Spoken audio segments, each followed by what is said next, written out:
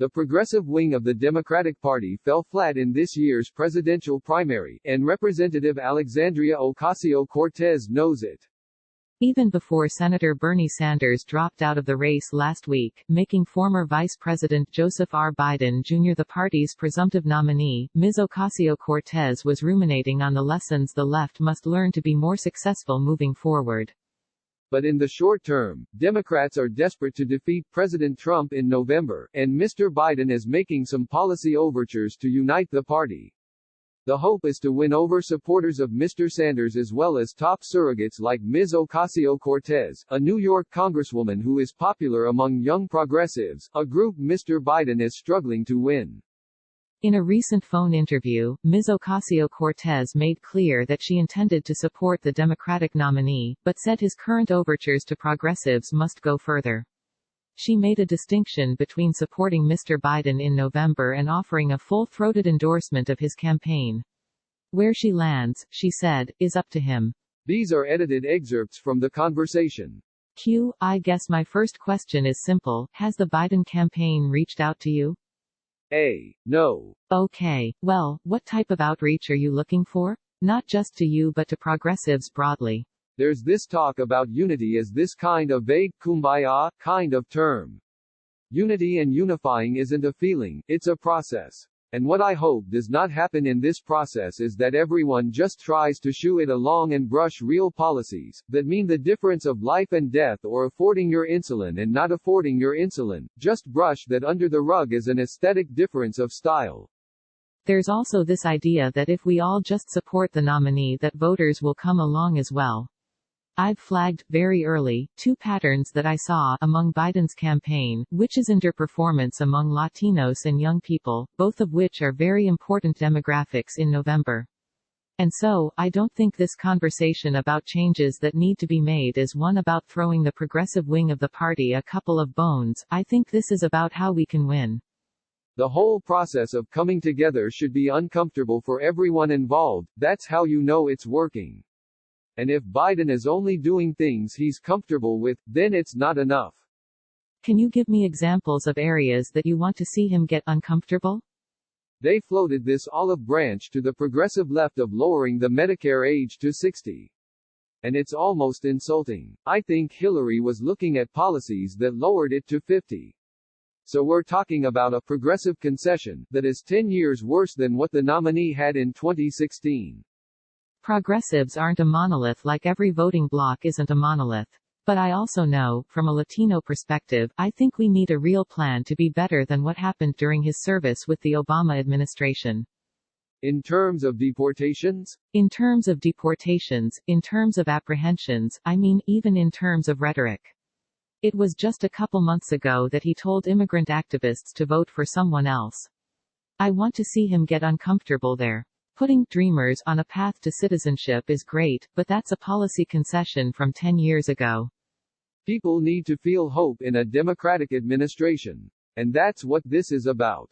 If we're not talking about paths to citizenship for undocumented people, and if we're just talking about policy changes of 5 or 10%, especially when you look at something like climate change, it's not about moving to the left. It's about who is able to find hope in your administration. And creating plans that give people hope and possibility. But Biden has gotten to this point by rejecting some of these things. What's your realistic level of confidence he will get uncomfortable on these issues? He's been in this game a long time. I think the ideological argument is a false one, and I think that's backed up by exit polling. While Biden is the nominee, we also know that he didn't win because of policy. I don't think he won because of his agenda, he won because of different factors. In state after state after state, Democratic voters support a progressive agenda. I want to respect his win. He won because of his coalition building. He won because of his service. He won for a lot of different reasons, but I don't think he won because Americans don't want Medicare for all. And in this moment, I wouldn't be surprised if what we're seeing with coronavirus didn't further change people's views in further support of a progressive agenda. How should the relationship that progressives had in 2016 with Hillary Clinton inform the way you all go about it in 2020 with Biden? What are the lessons from how that turned out that are worth changing, or replicating, this time around? As much as a dumpster fire as Twitter can be sometimes, I actually think the process was much less painful and nasty and fraught than it was in 2016. In 2016, things like superdelegates delegitimized the process so much that it felt a lot more scorched earth, and I'm not even talking about between the two candidates, but just how voters felt about the party. I think people understand that there are limits to what Biden will do, and that's understandable. He didn't run as a progressive candidate. But, at the bare minimum, we should aspire to be better than what we have been before. And I just don't know if this message of "we're going to go back to the way things were" is going to work for the people for who the way things were was really bad. Is an Alexandria Ocasio-Cortez endorsement of Joe Biden a sure thing? I've always said that I will support the Democratic nominee. But unity is a process, and figuring out what that looks like is part of this whole conversation that I think Bernie and Warren and other folks are a part of as well. Yes, but I guess I'm asking about you. Is there something you're looking for? Is there a difference between voting for him or campaigning for him? What are the range of possibilities of your relationship with the Democratic nominee in the next months? Beating Donald Trump is a matter of life or death for our communities. I think it's a difference between making an argument for harm reduction, and making the argument for, there's actually going to be progress made for us. What I want to do is to be able to go out and say, this is the plan for us. But it's hard to do that if there's no plan for us. And who's us? Any number of communities, whether it's the Bronx, whether it's Latinos, or whether it's people of color, whether it's women, whether it's young people, whether it's people with student debt, whether it's working class people, or people with no health care. And you know, I'm not trying to be divisive. But when you talk about lessons from 2016, one of the most divisive things that we can do is just smother and silence legitimate points of critique, especially from people whose lives are most at risk in this administration. Because, for some people, this argument of returning to normalcy sounds like an argument of respectability politics and civility. And for other people, it sounds like, will my child be put in a cage?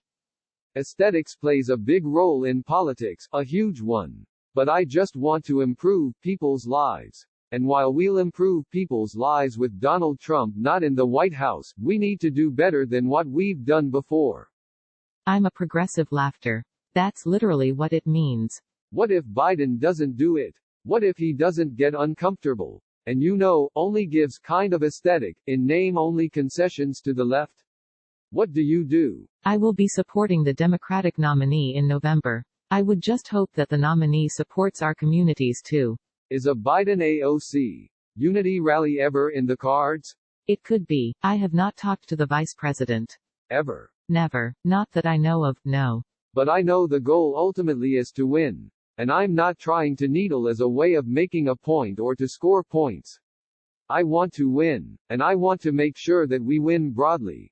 Do you worry about causing damage to the vice president in a way that helps Donald Trump? How do you square unity with applying pressure from the left? It's a tightrope. I do not feel a choice in adhering to my principles and my integrity, and being accountable to the movement that brought me here. But also, I don't want another term of Trump. I'm not going to lie to people and say Puerto Rico's debt is going to be forgiven or there's going to be some audit of the debt if that's not the plan. But at the same time, I don't want this president throwing paper towels at my family again. I just want to tell the truth and I want to feel good about the truth.